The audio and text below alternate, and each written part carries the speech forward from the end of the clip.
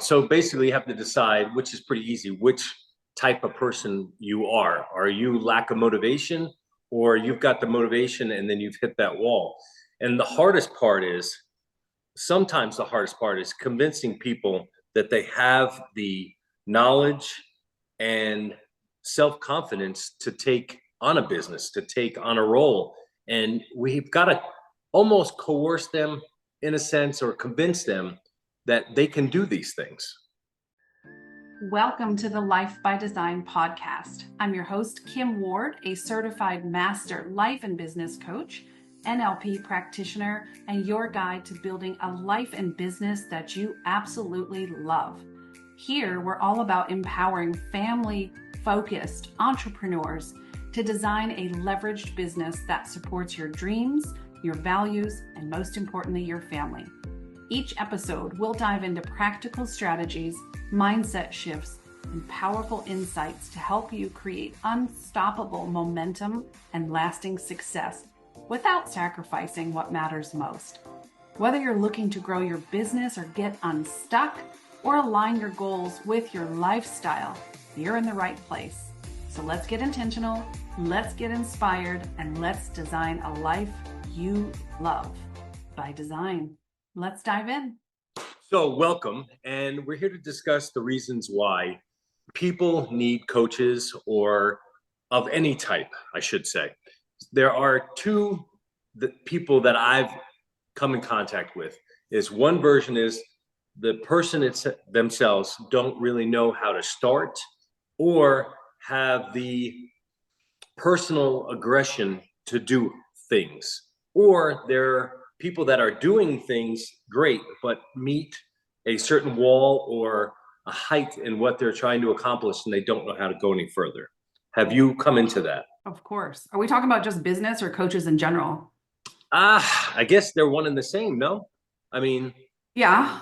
When I think of like a sports coach or a singing coach or someone who can, like we talk about, help you see your own blind spots and help you push through those barriers that are preventing you from being where you want to be. And then in business, it almost feels like my brain shifts gears a little bit, because most people, if I'm being quite honest, really don't know what it entails to run a business. So the coaching that you're receiving is how to create the foundation and also push through. Whereas in my brain, the other side of coaches, you already have a foundation. You're just looking to kind of accentuate or accelerate where you are.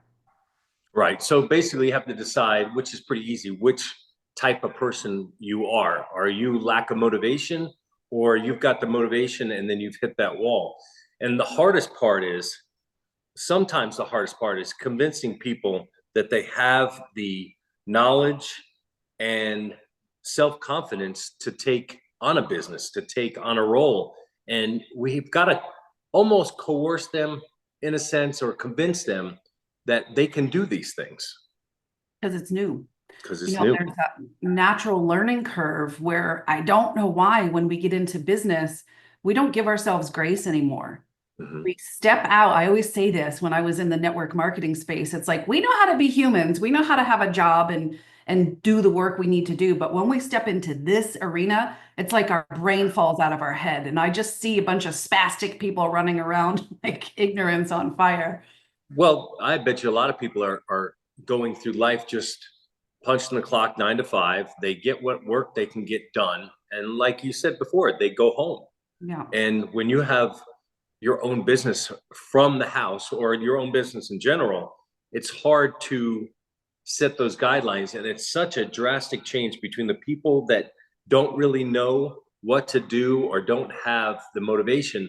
And there are people that you see it when it clicks, they all of a sudden they've got the motivation and they want to run 500 miles an hour. And we all know what happens at that point. For sure. Holy mackerel.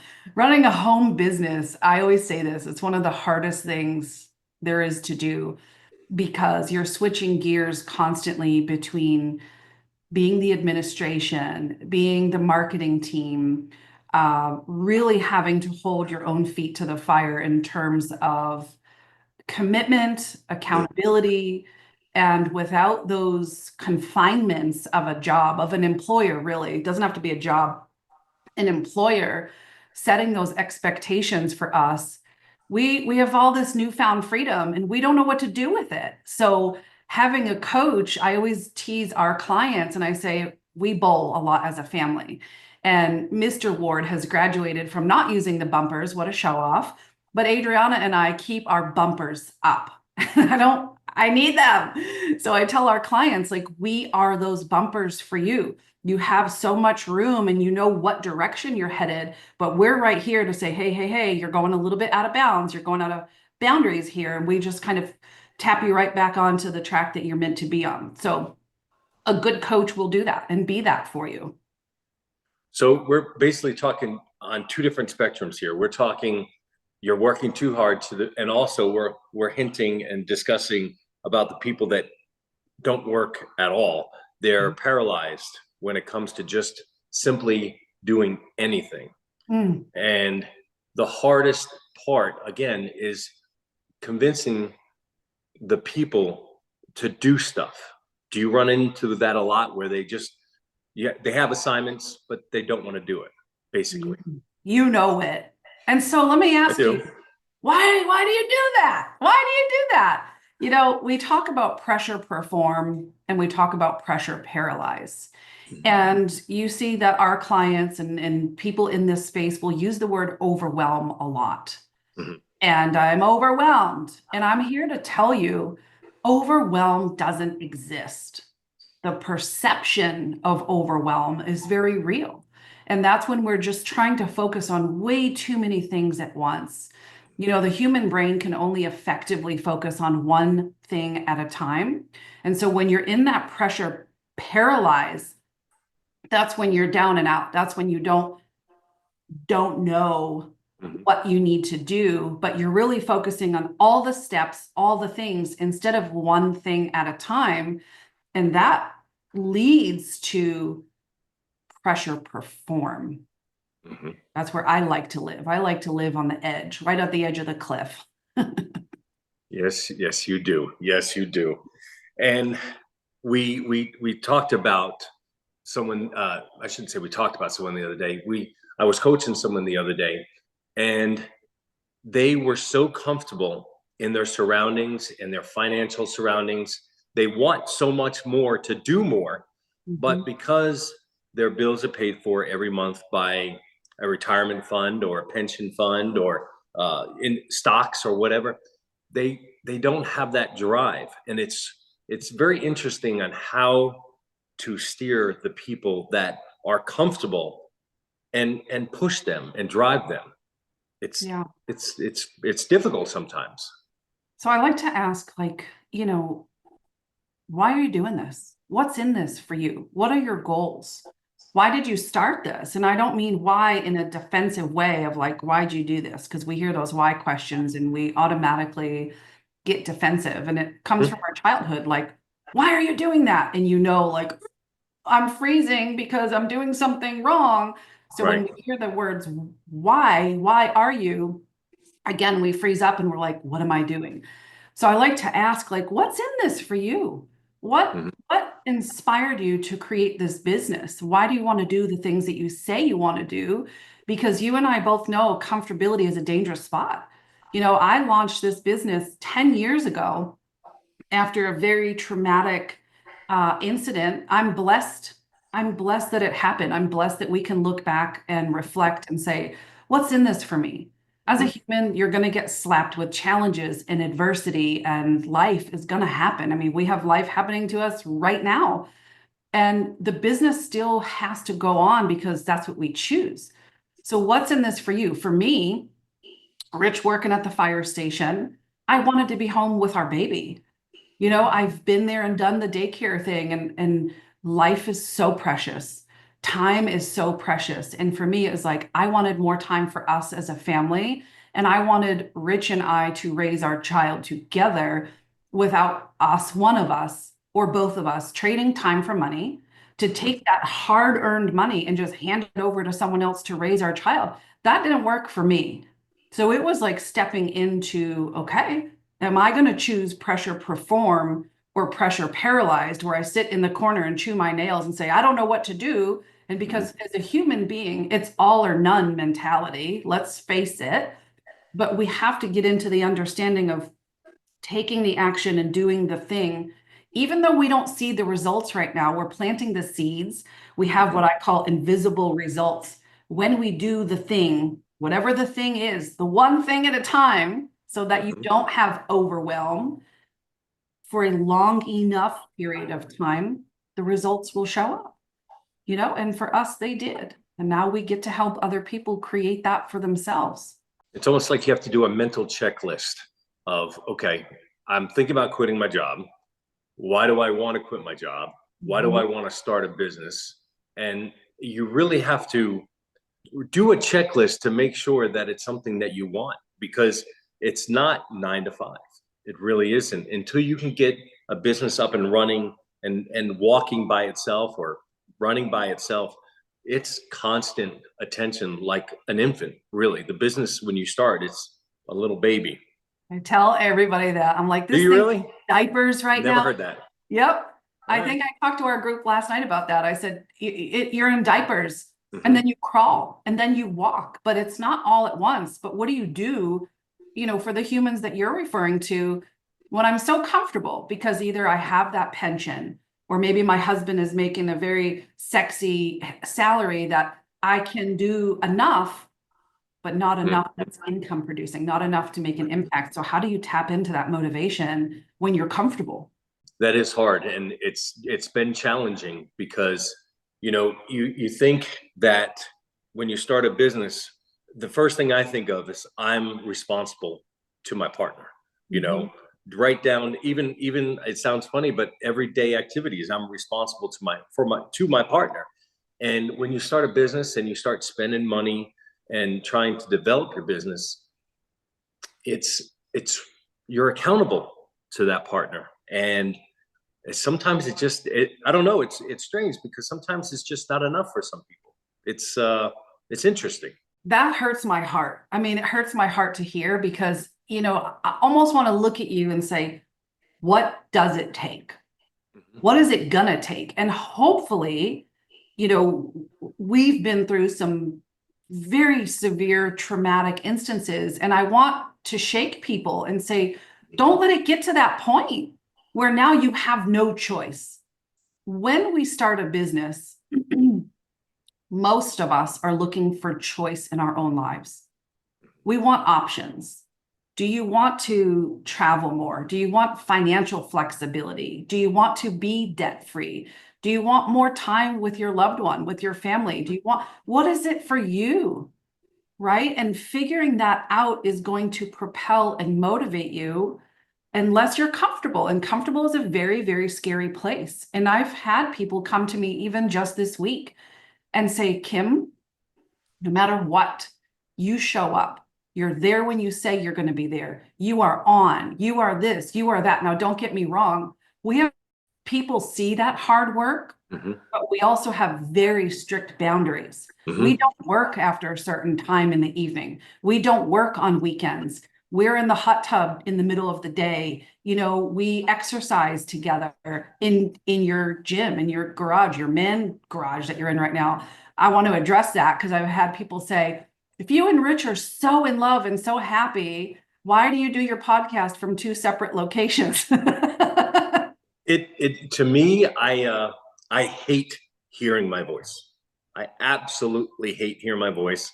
When I do videos and you're editing them, I hear my voice. I'm like, oh, it's the worst noise in the world. I hate it. And that's why we do it in separate places, because I'm not an expert at this by any stretch of the imagination. So I don't know if me hearing my voice on the other end is gonna, I don't know, be like in a stadium with that little delay. I think I'd scratch my ears out. But he's doing it anyway. Yes, I am. Yes, I am.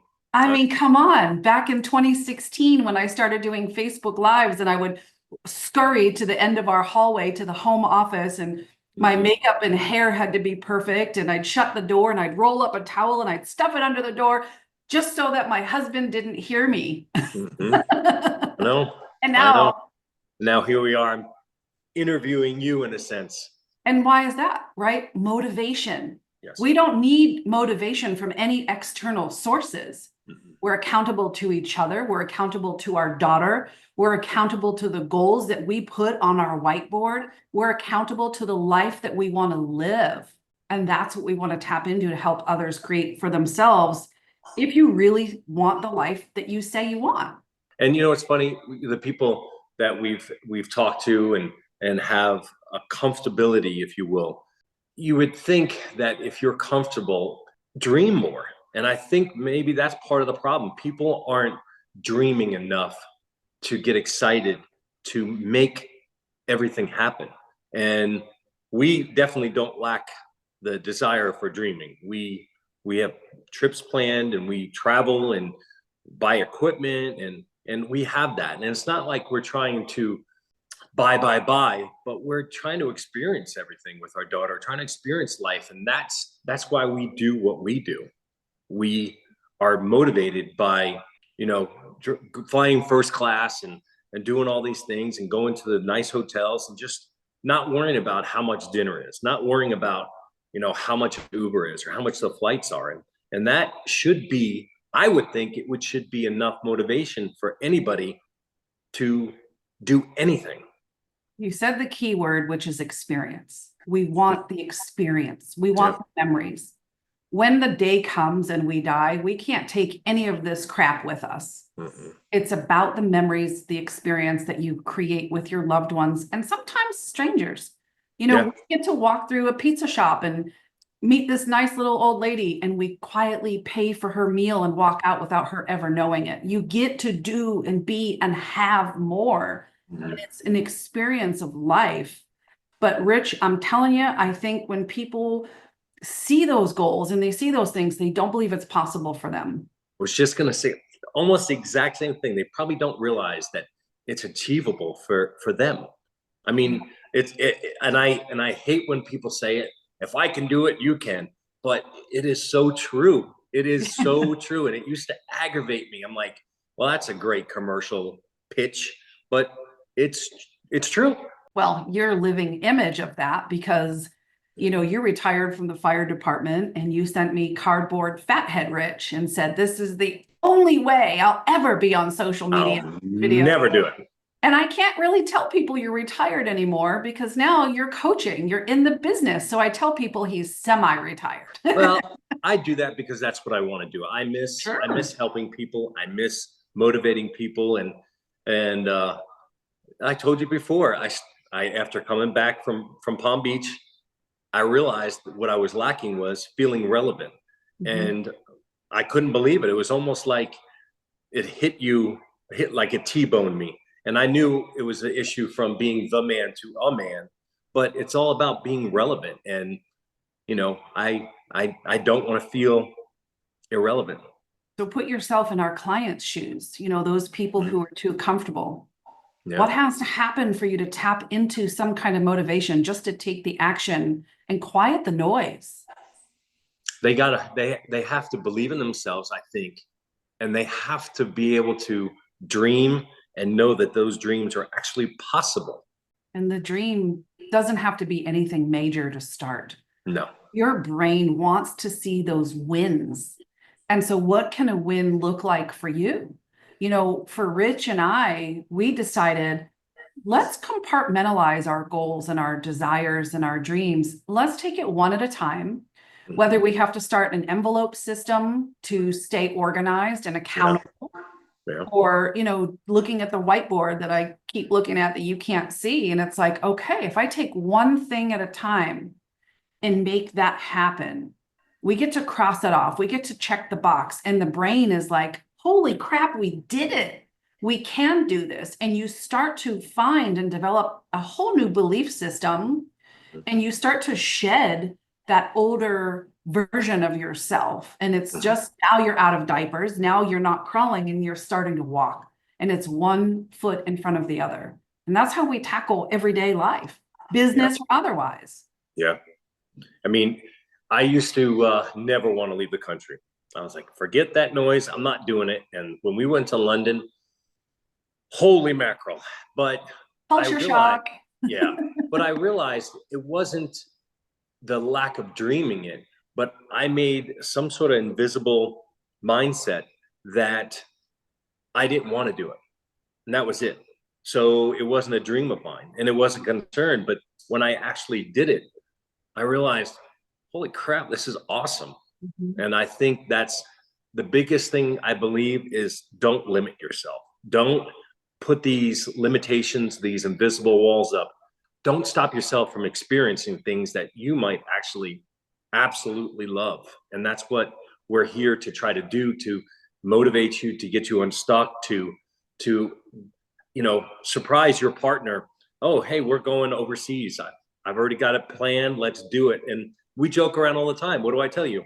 Let me know when I need to get in the car. That's all I need. When I need to get in the car. That's it. Just let me know. So, 2 weeks. You're getting in all the right. car. 2 Okay. weeks from now. We'll do that. This isn't just a feel-good podcast. This isn't just people trying to motivate the heck out of you. We really walk the walk. We talk the talk. Our 10-year-old daughter, she literally just turned 10. I just sent Rich right before we hopped on this podcast, the outline. She came to us and said, I want to write a book. And we're like, let's do it. Let's go. Write your book. And she honed in. And we don't know what her motivating force or driving force behind this was, but we will never stifle her voice. We will never let her feel inferior or that she's incapable of creating something due to restraints, whether that restraint is age, skill, knowledge, everything is figure outable. And so I just got the proof back from the publisher and the copy and the ISBN. And in a few weeks, you're going to hear us launching our 10-year-old daughter's first That's book. awesome. Love it. And so it's no different for you. We have a Marco Polo community with our clients where I went in and I said, don't just dream like a child. Don't just have the motivation of a child. Take the action like a child. Yeah. That's what we have to do. Yeah. Well, maybe we overanalyze everything too much. I know I've done that. I mean, without a doubt. But maybe we just need to stop thinking and more doing, really. And that is the perfect wrap up because I always say action is the only antidote. It really is. Done is better than perfect. If you're broke, take more action. If you're unhappy, take more action. If you're overweight, take more action, right? Agreed. Yep. All of it. So with that being said, thank you for joining us for another podcast. We hope that you got some value out of this. We do have mentorship sessions available. So if you'd like to work with Rich and myself, he likes to help you from the get unstuck approach, the mindset, the psychology, the life, the way of being, and I'll assist you in the business sector. And if you're looking for just the get unstuck coaching, you can work with Rich individually. And that's cool too, right? We're here for whatever you need. And we're going to continue to live and breathe and be those examples for ourselves, for our daughter, and for you. So thanks a bunch. And Rich, I'll see you in the gym in a few hours, baby. It's good. I'll be ready. All right. Okay. Bye for now. And hey, before you go, don't forget to subscribe to our podcast. And as always, friends don't let friends grow and develop alone. So share this episode with someone you love and care about. We'll see you in the next episode.